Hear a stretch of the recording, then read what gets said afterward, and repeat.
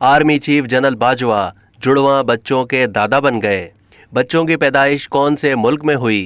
Army chief general Qamar Javed Bajwa के बेटे के घर जुड़वां बच्चों की पैदाइश हुई।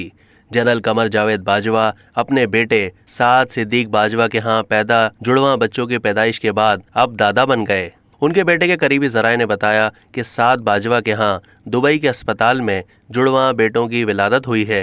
नवंबर 2018 में army chief general Qamar Javed Bajwa के बेटे साद सिद्दीक बाजवा के वलीमे की तकरीब आर्मी हाउस में हुई थी। साद सिद्दीक बाजवा के वलीमे की तकरीब में सदर मुमलिकत आरिफ अलवी, वज़ीर आज़म इमरान खान और चीफ जस्टिस ऑफ पाकिस्तान मियां साकिब निसार समेत कई अहम रहनुमाओं और शख्सियात ने शिरकत की थी।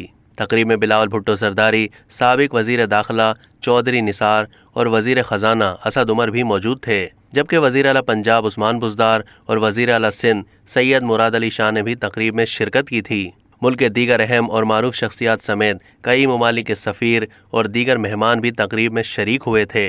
अब तक के लिए इतना ही। मज़ीद मालूमात के लिए डेली जंग के यूट्यूब चैनल को सब्सक्राइब कीजिए और फेसबुक के पेज को भी लाइक कीजिए।